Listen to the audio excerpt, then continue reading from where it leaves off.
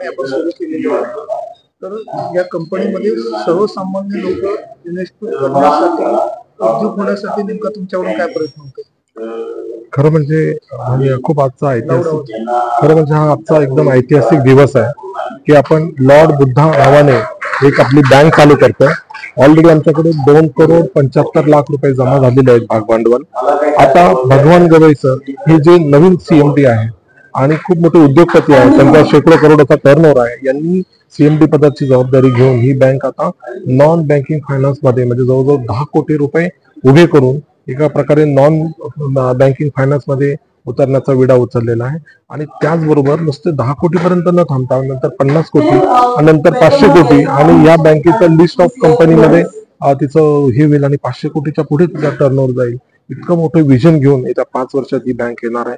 आपण बघत आहात की सर्वसामान्य लोकांना सध्या काही बँका लोबाडतात, मग ते भाजीवाले असतील, हातकडेवाले असतील, वडापावले असतील किंवा त्यांना उठून 5,000 कोटीचा फ्रॉड करून काही बँका पळून जातात। ही एक आपली लॉर्ड बुद्धाच्या नावाने सम्यक आजीवा अशी विचारधारा असणारी बँक आपण चालू करतोय।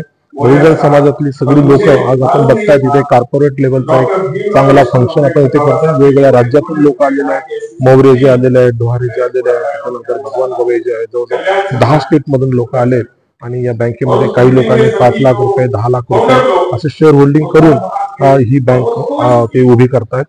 या बँकेचा उद्देश हा केवळ नफा कमवायचा नाहीये आणि खूप अवांतर नफा आमच्या भागधारकांना न देता एक जितका शक्य आहे तेवढा नफा देऊन गोरगरीब किंवा सामान्य लोकांसाठी फायनान्स उभा करणं आणि त्या लोकांना फक्त कर्ज देऊन न थांबता त्या लोकांना हँड होल्डिंग नावाचा जो प्रकार आहे म्हणजे ते कर्ज बुडू नये म्हणून त्यांना सोबत घेऊन जाणं, त्यांचा बिझनेस सक्सेस करणं, अशा प्रकारची एक ऍडवायझरी कमिटी याच्यावर असणार आहे। आणि ही बँक जास्तीत जास्त चांगल्या पद्धतीने सक्सेस होऊन पुढे ती 500 कोटीपर्यंत कशी जायची असा या 5 वर्षाचा विजन घेऊन आज आम्ही शिवाजी मंदिर येथे छत्रपती शाहू हॉल येथे या बँकेचा शुभारंभ रिलॉन्च केला। पैसा ठेवायचा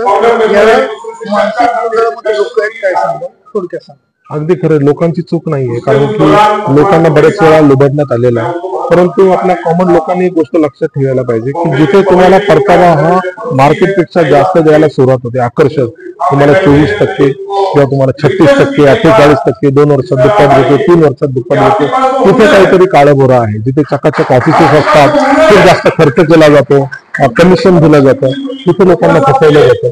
आणि जिथे तुम्हाला नॅशनल बँकेच्या लेवलला इंटरेस्ट दिले जातात आणि लोन दिलं जातं तिथे फसवण्याची शक्यता कमी असते। ती बँक जरी साधी असेल, तिच्याकडे एसी नसेल, इन्फ्रास्ट्रक्चर साधा असेल, पण माणसं चांगली असतील तर ती बँक नक्कीच ही सक्सेस होते। म्हणून विश्वासानेही पैसा द्यायचा आहे आणि पैशामुळेही विश्वास तयार होईल असं मला वाटतं।